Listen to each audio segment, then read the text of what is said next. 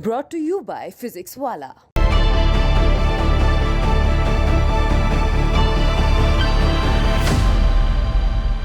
नमस्कार, मैं हूं हेमेंद्र शर्मा और एमपी तक के स्पेशल प्रोग्राम में आपका स्वागत है।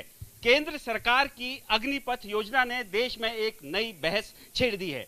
सरकार का दावा है कि इस योजना के तहत लगभग 40 से 45 हजार अग्निवीर भारतीय सेना में थोड़े ही दिनों में, कुछ ही महीनों में रिक्रूट किए जाएंगे। खास बात यह है कि 17 साल से लेकर 21 साल के बीच के जो युवक हैं, लड़के लड़कियां हैं, उनको फौज में जाने का अवसर प्रदान किया जाएगा। लेकिन 4 साल बाद वो रिटायर हो जाएंगे और उन्हें कोई पेंशन नहीं दी जाएगी। केंद्रीय गृह मंत्रालय ने दावा किया है और कहा है कि जो ये लोग रिटायर होंगे, क्योंकि 75% लोग इनमें से 4 साल बाद रिटायर होंगे, मेरिट के हिसाब से और मेडिकल बोर्ड के हिसाब से और विलिंगनेस के हिसाब से बाकी 25% लोगों को आर्मी में, रेगुलर आर्मी में रिक्रूट कर लिया जाएगा। गृह मंत्रालय ने कहा है कि सेंट्रल पैरामिलिट्री फोर्सेस और असम राइफल्स में इनकी रिक्रूटमेंट के लिए प्राथमिकता दी जाएगी, जो लोग रिटायर होंगे। और साथ ही कई राज्य सरकारें भी हैं जिन्होंने कहा है कि पुलिस की भर्ती में इन लोगों को प्राथमिकता दी जाएगी। लेकिन दूसरी तरफ लोगों ने यह भी कहा है कि ये आर्मी के वैलर के साथ कॉम्प्रोमाइज है। और एक सवाल यह भी है कि जो 21 साल की उम्र में लोग रिटायर होंगे, फुली मिलिट्री ट्रेंड लोग होंगे, अभी तक जो आर्मी से रिटायर लोग होते हैं, बामुश्किल, बहुत मुश्किल से हमारी सरकारें उनको एम्प्लॉयमेंट दे पाती हैं। अधिक से अधिक लोग जो हैं सिक्योरिटी गार्ड्स की नौकरियां फिलहाल हिंदुस्तान में कर रहे हैं। तो सवाल यह भी है, जो ये फुली मिलिट्री ट्रेंड 21 साल का युवा होगा, ये बेरोजगार आर्मी जो खड़ी होगी, उसके क्या दुष्परिणाम हो सकते हैं। हम इस समय भोपाल की सेंट्रल लाइब्रेरी में हैं, युवाओं के साथ हैं और जो आर्मी में कई लोग रिक्रूट होना भी चाहते हैं उनके साथ हैं। आइए उन्हीं से जानने की कोशिश करते हैं कि वास्तविकता में ये जो कदम केंद्र सरकार ने उठाया है सही है, गलत है, या होना चाहिए या नहीं होना चाहिए। सबसे पहले तो ये बताइए, जो ये क्रिटिसिज्म इस स्कीम की हो रही है, बहुत सारे लोग इसको क्रिटिसाइज कर रहे हैं, जैसे राहुल गांधी ने भी क्रिटिसाइज किया है और भी लोगों ने क्रिटिसाइज किया है। तो जो एम्प्लॉयमेंट जनरेट करने के लिए पहला कदम, चाहे वो रेगुलर है चाहे कॉन्ट्रैक्चुअल है, उसका क्यों क्रिटिसिज्म हो? कम से कम कुछ तो एम्प्लॉयमेंट मिलेगा।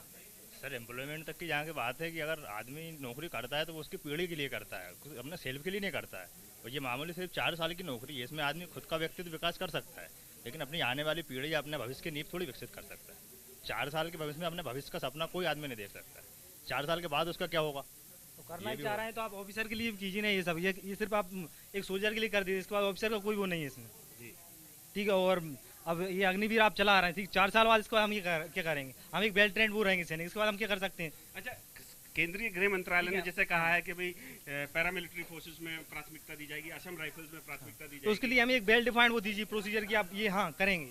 मतलब पहले कई बार बोलते हैं कि अभी आपने बोला कितने लाख नौकरियां देंगे, ये देंगे, वो कुछ नहीं हुआ, बस ऐसा ही इसमें कर देंगे, इसके अलावा कोई वो नहीं है। अच्छा, एक सवाल ये भी है कि भारतीय सेना का जो वैलर है, जो शान, आन बान शान है, उसके साथ भी कहीं ना कहीं कॉम्प्रोमाइज हो सकता है। भाई सरकार का दावा है कि हम यूथफुल फौज क्रिएट कर रहे हैं, 25-26 साल की एवरेज उम्र हो जाएगी, अभी 34 साल है, लेकिन एक कॉम्प्रोमाइज हो रहा है सेना की शान के साथ। इसको आप कैसे, इस क्रिटिसिज्म को कैसे दिखाएं? हाँ, ये फुली कॉम्प्रोमाइज ही है, क्योंकि जो अपने पैरा स्पेशल फोर्सेज होते हैं ना, उनकी जो रहती 21 से 23 कुछ रहता है प्रोसीजर, ठीक है। लेकिन अब ये क्या कर रहे हैं, उनको हटा, मतलब उनकी ये जो वो एक वेल डिफाइंड सोल्जर रहता है ना, वो अच्छे से मैनेज कर लेता है, मतलब कि 30 साल तक भी उसकी फिजिकल एक फिट रहता है वो।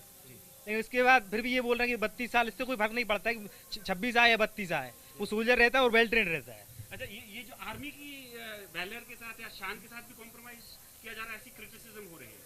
इसके बारे में सर मुझे इसके बारे में ज़्यादा नॉलेज नहीं है, तो मैं इसके बारे में कुछ नहीं कहूँगा अभी।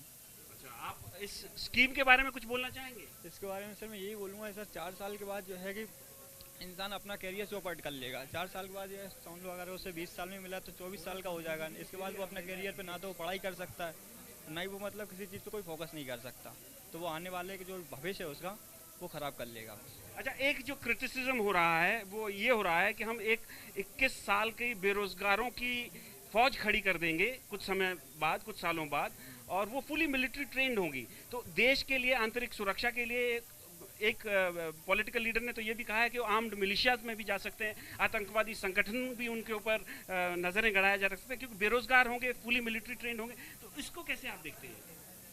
सबसे बड़ी बात तो ये है कि 2 साल से सेना की भर्ती आई नहीं, अब जो व्यक्ति 2 साल पहले 19 साल का होगा, अब वो 21 साल का हो गया, मतलब वो अब सेना की भर्ती दे ही नहीं सकता, क्योंकि सेना की उन्होंने ये एक तरह से संविदा बेस्ड निकाल दी कि संविदा के ज़रिए आप 4 साल के लिए रहो। और दूसरी बात ये है कि सेना के लिए अगर 4 साल की नौकरी में कौन अब सीमा पर गोली खाएगा, ये भी तो है ना, क्योंकि उसको जब पता है कि मैं हो सकता है 4 साल बाद यहाँ से चले जाऊँगा, तो मैं गोली क्यों खाऊँ। अच्छा, तो दुश्मनों मतलब की। आर्मी की जो क्वालिटी है या जो फाइटिंग कैपेबिलिटी है उस पर भी कॉम्प्रोमाइज हो सकता है। हाँ बिल्कुल हो सकता है, क्वालिटी भी डिफेक्टेड होगी उससे। और क्या है कि कोई भी इंसान है एक ही बार एफर्ट लगा सकता है। अगर उसको बोल दिया जाए कि आपको बार बार एक ही चीज़ के लिए एफर्ट लगाना है, क्योंकि अभी जो सोल्जर्स रिटायर होके आते हैं आर्मी से, उनको तो नौकरी स्टेट गवर्नमेंट भी नहीं दे पाई है। मामा हर बार बोलते हैं जाते हैं कि हम लोग करेंगे, कई लोग अभी भी बेरोजगार घूम रहे, तो कोई श्योरिटी नहीं है कि आप 4 साल बाद आओगे तो आपको प्राथमिकता दी जाएगी। जब तक आप उनके साथ 4 साल हो तभी तक आपकी वैल्यू है, उसके बाद वो भूल जाएंगे आपको कि आप कौन थे। फिर आपको दर दर की ठोकरें खाना पड़ेंगी, तब तक आपकी आधी लाइफ वैसे ही निकल जाएगी, तो कोई मतलब ही नहीं है इसका। तो अच्छा, बहुत सारे राज्य ऐसे भी हैं जैसे जो प्रोटेस्ट कर रहे हैं यंगस्टर्स और ट्रेनें भी रोकी जा रही हैं, तो क्या ये जो प्रोटेस्ट है ये वाजिब है, सही है? बिल्कुल सही है सर, बिल्कुल सही है सर। कोई भी 4 साल के लिए कौन कौन जाना चाहेगा सर, आप बताइए। आप भी इतना टाइम तैयारी प्रिपरेशन में कर रहे हैं, तो आप 4 साल के लिए तो कर नहीं रहे हैं।